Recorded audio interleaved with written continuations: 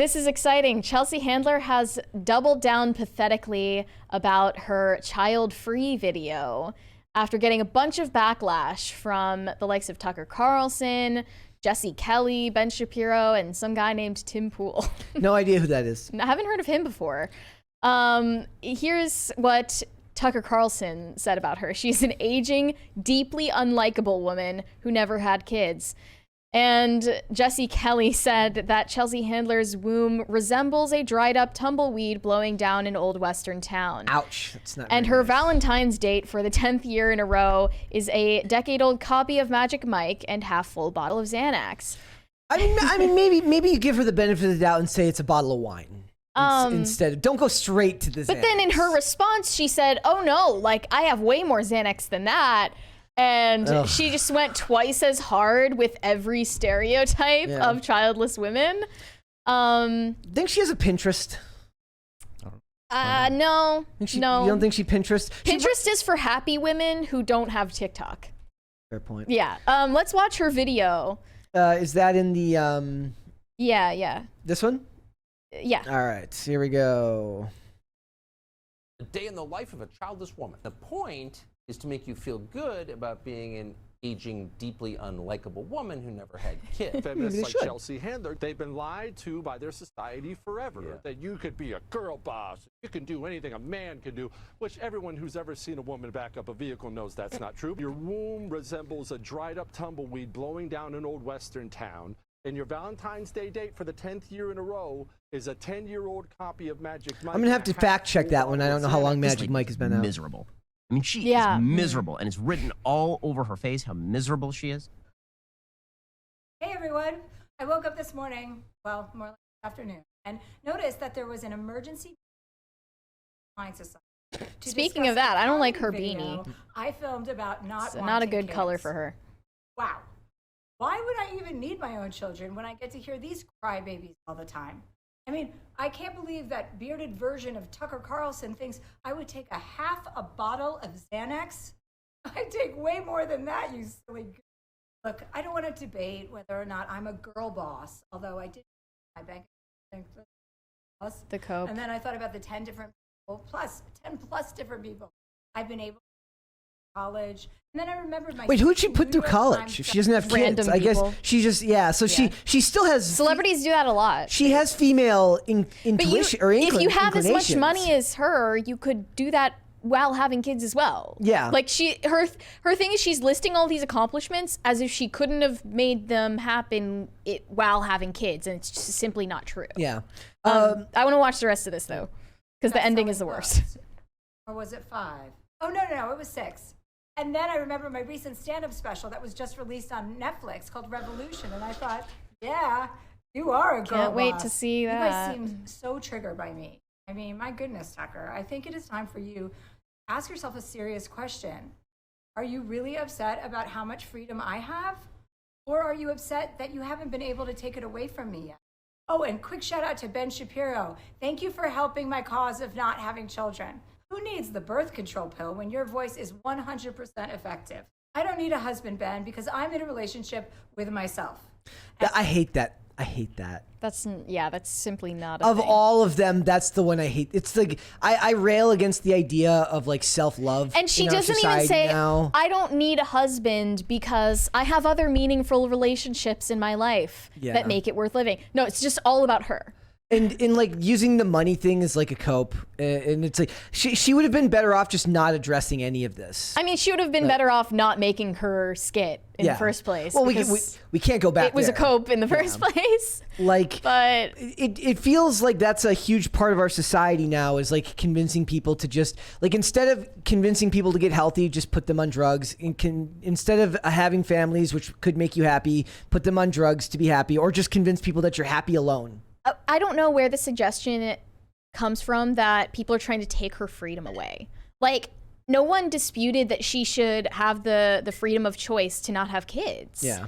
They just said, the fact that you're making a video about this, belittling people who do become mothers and using that to aggrandize yourself makes it seem like you're coping for being deeply dissatisfied with your life. I mean, that's a lot of And- TikTok is people who make videos like, I mean, that's what I feel about most people, the clap back videos when it's like, so-and-so person says this to me, and then it's their response. I'm like, nobody said that to you. And even if they did, you just by taking the time out of your day to respond, you're giving them what they want. Yeah. Like, even if... Well, she knew that this was going to get a big reaction. Yeah.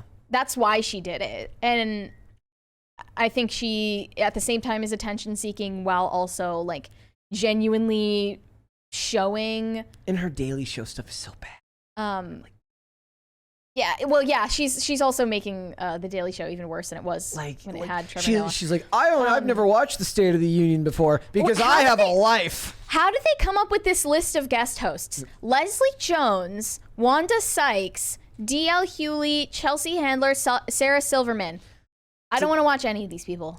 D.L. Hughley, I think, is kind of like, he's really just known as being kind of racist lately. Like, everything I ever see of D.L. Hughley, it's him talking about it's more race. about accusing everybody else of being racist while being the racist yourself. And Sarah Silverman hasn't ever been funny. Leslie Jones, not really. I think he said Tucker Carlson is so obsessed with black people, you should call him sickle cell.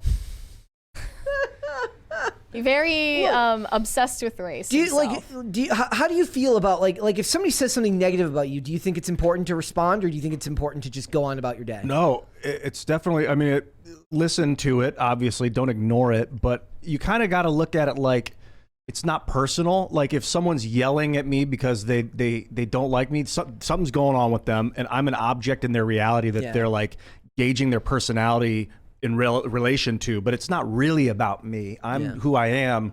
But it's also good feedback, because if like 80 or 90% of the people that respond to you are like, yo, you said this thing and that's wrong, you probably got to look at yourself and be like, maybe it's true. Yeah. If you get those one-offs of like, I can't stand this guy's such an idiot, that's more just like, let people vent. Thank God they're even speaking it at all. It's better than, just miserable silent depression. So I kind of encourage it, but I usually respond to the positive stuff because it seems like people will give you more of what you respond to because they want a response. Yeah. I never respond. Like, it's just because like I just don't have the attention span to sit there and respond to like 9,000 like in any way, shape, or form to people. We're who have talking something about negative. like if you get negative feedback on things you're just doing in your existence, your daily life. Yeah.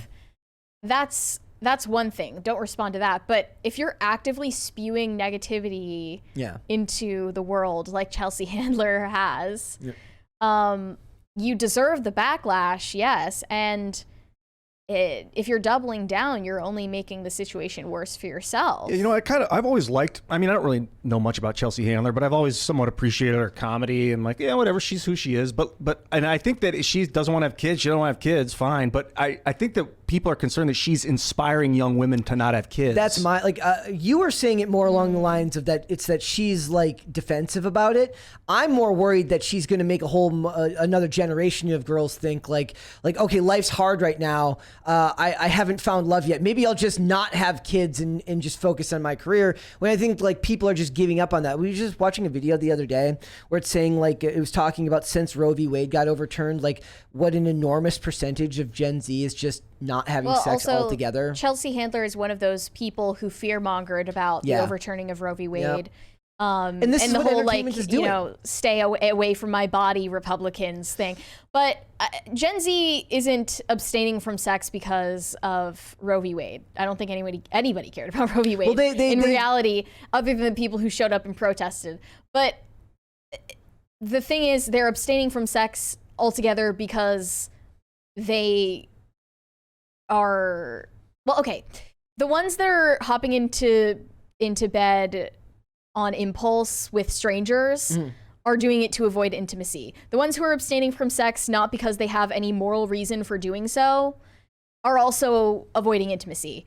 So Gen Z is just afraid of relationships. That's just a thing. Like if they come up with a reason that has political overtones, then they're lying. It's a big cope. They might for the not fact even that be lying, but they might just... it's a big cope for the fact that you've already resigned yourself to not being interested in sex or relationships in the first place. Because they've been led down the path of doomerism anyways, where they think the world's going to come to an end in 12 years because celebrities like Chelsea Handler aren't just pushing this, they're pushing climate change and all of these other things through these programs, which has convinced them that the world has no point anymore. And that's a big part of what you were the one who pointed out to me, that you said you think of the number one thing about Gen Z is nihilism. There's a lot of nihilism there. Why be intimate if Andrea Mew is in the chat. She said, Oh. How about Gen Z has low sex drives because of hormonal birth control and low T? Well, the boys, I guess, like, what's the picture? It's like, boys, which way are you going to go? It's Jordan Peterson and Andrew Tate. It's like, which way do you go? And then a guy has to drink like a drink infused with like microplastics and seed oils and stuff like that. Like, we're kind of poisoned from birth here now in a lot of ways. Do you think that the people want to avoid sadness? Like, I don't know if I buy that. Like, I feel like that might be a millennial thing to avoid. Sadness. Like, Chelsea's seeking happiness. A lot of this is like, look how happy. And happiness is just only relative to sadness. Yeah. Like, you're not... She's seeking novelty is what she's seeking. And no, Chelsea Handler does not have influence over any young people. Nobody thinks this chick is cool. Yeah, but the messages except for her fellow awfuls who are also in the, like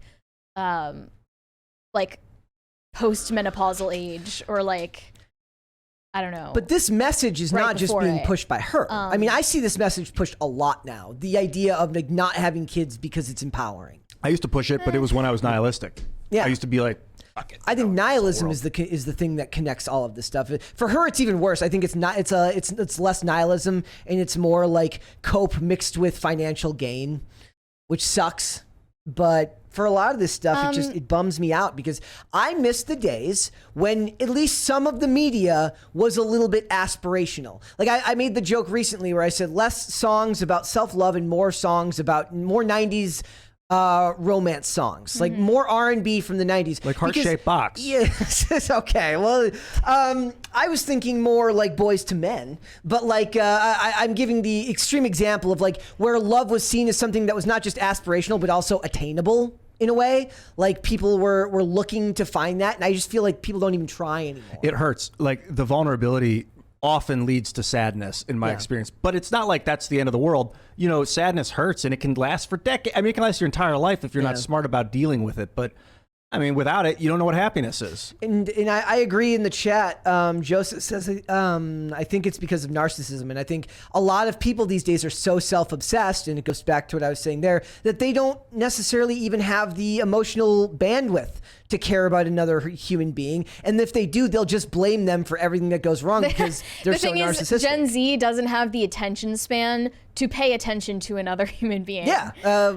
So it's self-love. It's not and even just emotional bandwidth. It's like I have the attention span of a goldfish or lower. Yeah. So I can't even make eye contact with somebody. That's just, I mean, like, where do you think the fear of answering people aren't phones even asking each other out on dates anymore. Like, we've gotten to this point. That's propaganda. I mean, that's true, but I'm saying it's all the propaganda that has been spewed about people saying, like, I asked somebody out on a date and got like accused of sexual harassment. Well, there's that, but then when there's an actual threat of sexual harassment, like this video that went viral of this woman getting attacked in her gym, her apartment gym, when there's an actual threat of assault or sexual harassment, you're not allowed to respond because it's rude. But if you're getting asked out on a date innocently, that's harassment. Yeah. It's been totally reversed. All these women are either way too nice or way too mean. There was an amazing like TikTok the other day of a lady. She's like, the barbell just hits her in the chest and she like can't get up. She's like, help. And the guys are like, I'm not looking. It's like they all put their hoods up and like look away. And he's like, did you hear something? I didn't hear anything. He's like, I got to get out of here. And it's not her like individual fault for the fact that the trend is, you know, men being afraid to talk to women. Yeah. Like, she could literally die because other women ruin gender dynamics, and she had nothing to do with it. Like, that's wild. Yep. And it goes to social media, which pushes these stories far and wide. They get tons of play because it's it's the story's not hyperbolic. It's what happened. But I'm saying it's the most extreme example of problems between the genders that people latch on to and they remember. I still remember Tim talking about the story about the guy attacking the girl in the subway and just nobody did anything about it because they were afraid of getting involved. Like, that story sticks with me, and it proves to you how powerful those stories are, and it probably does play a role in like the next generation of people just being too scared to move on or to ask people out and stuff. You like mentioning attention span, it makes me think of like diet, gut biome. You think that people are just born with like stripped out gut biomes because of like birth control in the water supply or something? Because like, that's my attention span, is like if my gut's off, I can't focus. Well, also there are all these gay guys getting enemas and ruining their gut biomes, right? So they can't pay attention to another person for long enough to be in a monogamous relationship. Fecal implants. Oh my God. Future, more fecal not where implants. I thought this was going. When needed. We went the wrong direction there, okay? But will always land good point. on fecal good implants. point there, actually. But yeah, that's scary. Like fecal implants? No, just that whole end of that conversation was scary. You know, literally, fecal implants is like a life-saving technology. I don't know if you guys know, but they'll introduce bacteria via the feces into someone's butt, and it actually changes and can like. Oh yeah, I've actually heard of that. Yeah, I didn't know it was common. You learn something new every day, ladies and gentlemen. Thanks for watching. Listen to full episodes of Pop Culture Crisis on Spotify. Keep up with us on social media and make sure you subscribe and ring that bell so you never miss the show. Bye, guys.